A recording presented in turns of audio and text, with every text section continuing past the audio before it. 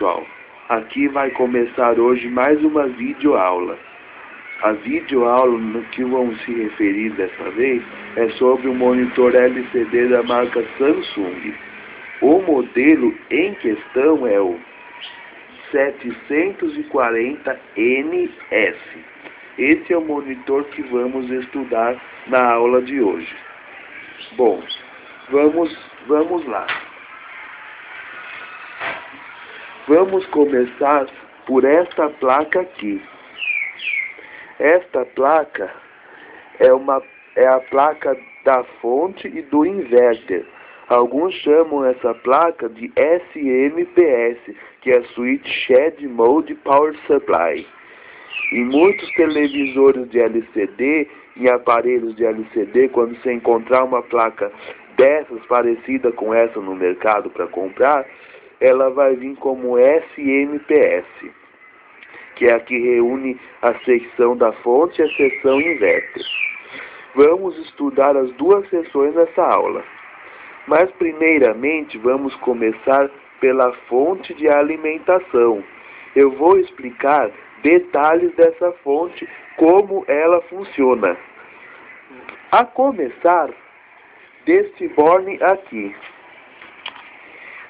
Este borne aqui, entre os 220 volts em corrente alternada, que é o padrão daqui, ou 110 caso a rede seja 110 da casa do cliente. E o que vai acontecer?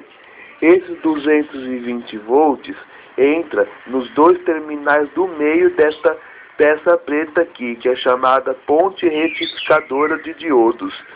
Esta ponte retificadora, o que vai fazer? Vai pegar essa corrente alternada e vai transformá-la em corrente contínua.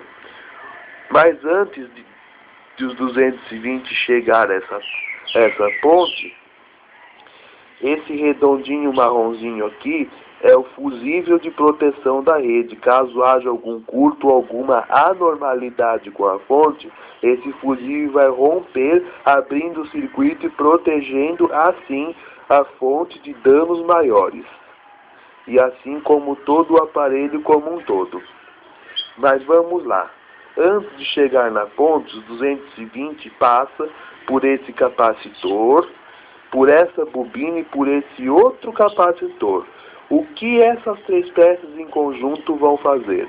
Essas três peças vão formar o filtro de rede, que a função do mesmo é deixar a tensão de 220 ou 110 da fonte entrar e não deixar a frequência da oscilação da fonte sair.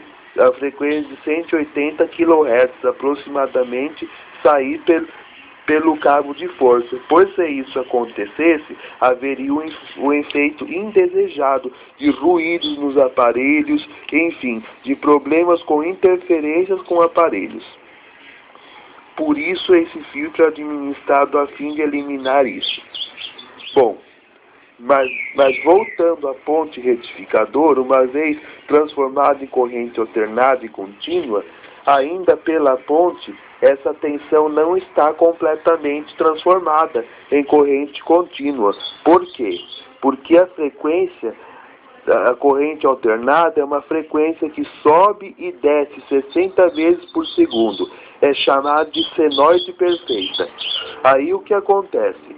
Quando retifica, essa corrente, ela fica semi-contínua, ou seja, ela ainda fica meio oscilante, ou seja, a metade da oscilação ainda vem. E esse espaço entre uma onda e outra é chamado de ripple.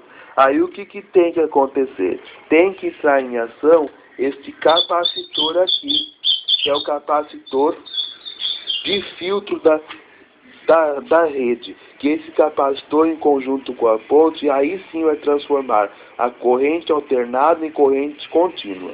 Quando o aparelho ligado em 220 volts, a tensão nesse capacitor é em torno de 320 volts em média. Quando em 110, a tensão já cai para em torno de 150 volts. Aí, uma vez retificado e transformado em corrente contínua, essa tensão vai ser administrada neste circuito aqui. Esse circuito aqui tem um MOSFET em seu interior e tem também todo o controlador da fonte. Que o que acontece? Uma vez transformado, o que vai acontecer? Esse circuito, junto polarizado com esses componentes, vai oscilar esse transformador aqui, que é o chamado de chopper da fonte. Vai enviar os pulsos de PWM, que é a Pulse Width Modulation, que é a modulação por largura de pulso. As ondas PWM vai chavear esse transformador chopper. Mas antes temos um detalhe importante. Este circuito aqui de 4 perninhas é chamado de fotoacoplador.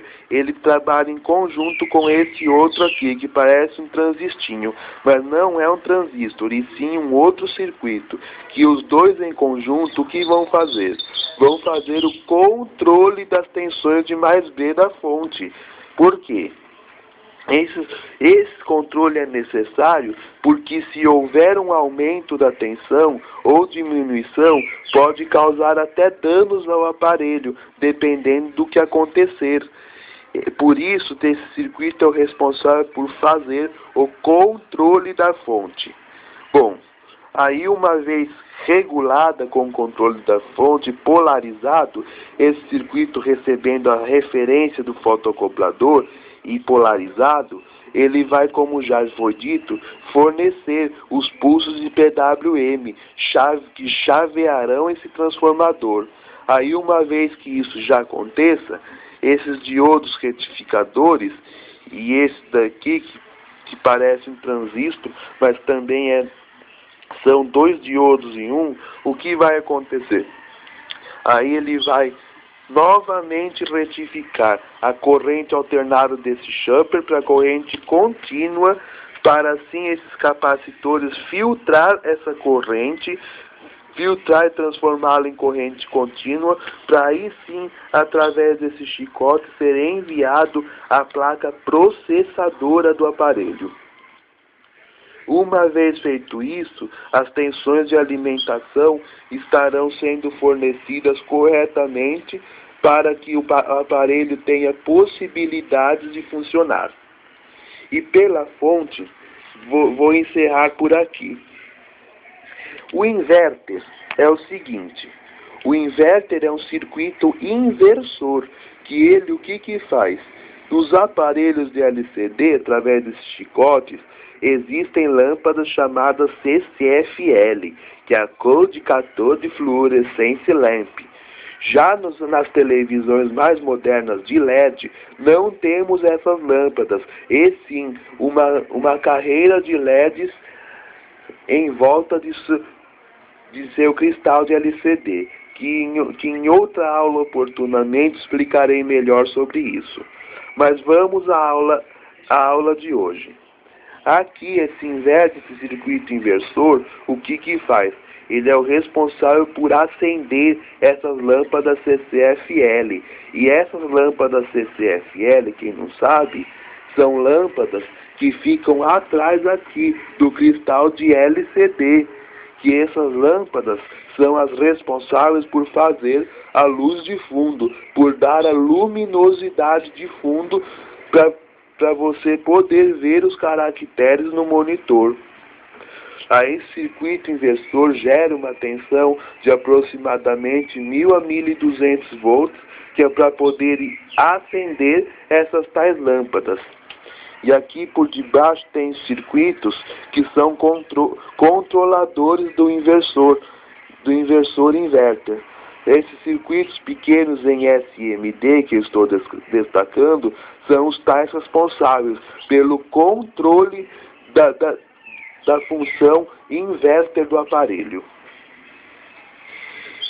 Enfim, o inverter, resumidamente, tem essa função de acender e manter acesa as lâmpadas CCFL, conforme a necessidade. Aqui, esta plaquinha aqui é chamada de placa T-CON. Essa placa TCON é o que interliga a placa processadora à tela de LCD do aparelho, ou seja, ela é responsável pela função de transmitir os dados da processadora para a tela do computador e assim para a tela poder exibir a imagem e os caracteres na tela. Agora eu vou explicar sobre a placa processadora. A placa processadora é simplesmente essa daqui. Nesta placa, ela contém componentes importantes como a memória EEPROM e o chip que é tido como o Hércules, que tem o processador de vídeo em seu interior, e esse chip também controla, através desse chicote, funções do teclado, como o botão de liga e desliga, ajuste de largura, de altura, tonalidade de cor, enfim, uma série de coisas, enfim, o menu inteiro do aparelho é administrado por este circuito aqui, assim como também a função de vídeo, que ele, através desse chicote aqui, vai enviar os sinais de vídeo até aquela plaquinha TCON que nós acabamos de falar dela, e assim a imagem e os caracteres serem exibidos na tela. Contanto, resumidamente, essa placa processadora é uma placa de suma importância no aparelho. Agora, vamos montar o aparelho. O aparelho está desmontado e vamos montar o aparelho e vamos comprovar que o aparelho continua funcionando dentro de sua normalidade.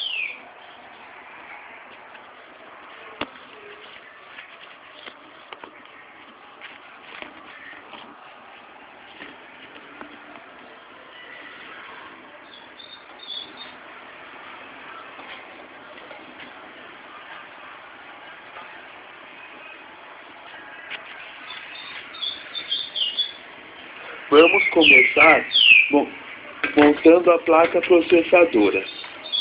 Essa estrutura aqui é a estrutura metálica, que dá suporte, que apoia todos os componentes do aparelho.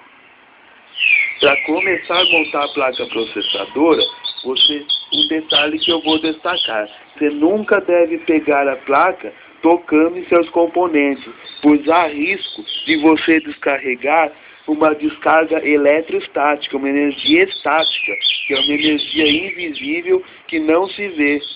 E essa energia estática é fatal para componentes eletrônicos, mais sensíveis, com placas como essa e de computadores e acessórios de informática, porque a estática, como já disse, pode causar danos irreversíveis a mesma. Por isso, pegue ela sempre como eu estou pegando, pelas bordas, e quando você ver este buraco, você vai ver o guia da saída DB15, que é a saída de sub VGA. Aí, uma vez você colocando ela,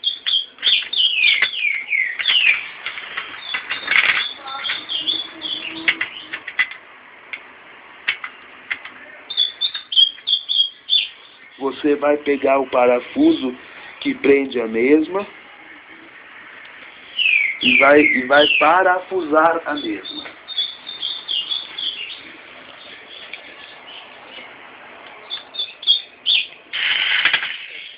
Pronto, uma vez parafusada, você tem que pegar esse chicote aqui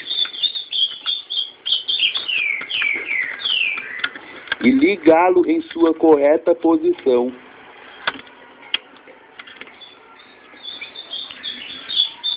Aí agora vamos montar a placa da fonte. A placa da fonte inverter.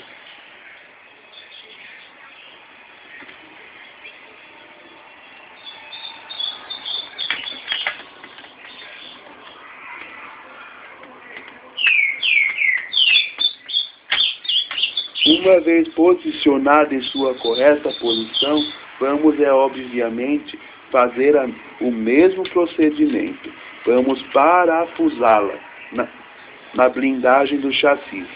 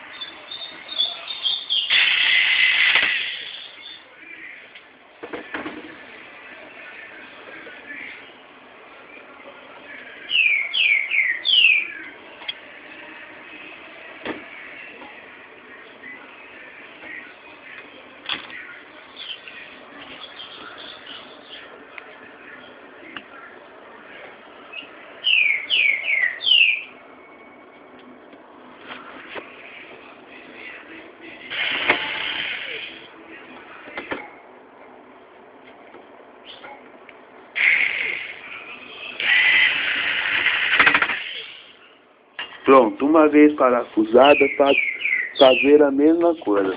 Certificar que o cabo de alimentação esteja ligado com a mesma.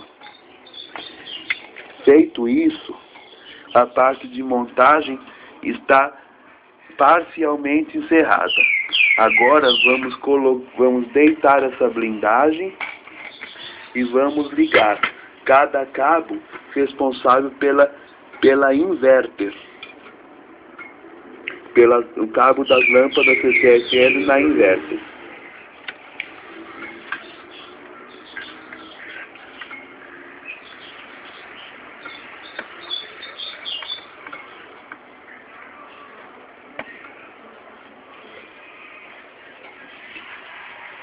Feito isso, colocaremos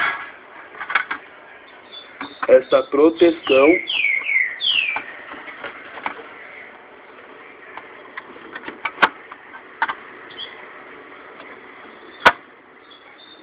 pronto. O monitor está semi-montado, mas não devemos esquecer também do seguinte, de ligar o chicote que comunica a processadora com a TCOM.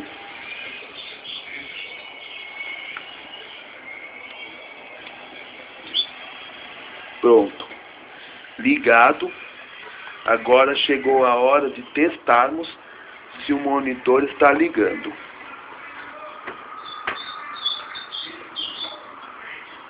Mas antes vamos colocar a proteção da base.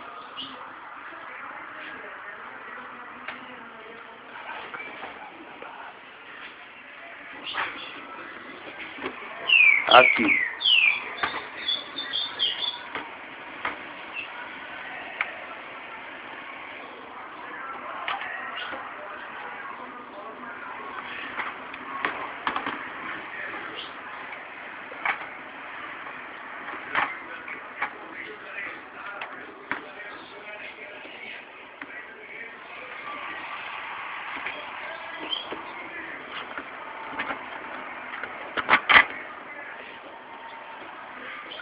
Conectamos o cabo do teclado na processadora e aí sim vamos ligar. Conectamos o cabo SVGA na respectiva entrada.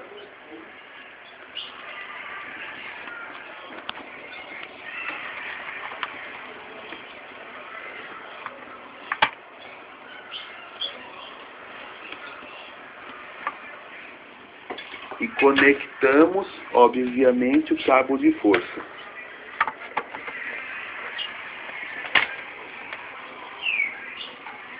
Vocês podem ver, o monitor está funcionando dentro de suas perfeitas condições, o que leva a crer que todos os componentes demonstrados do mesmo estão operando em seu normal estado, em suas normais condições.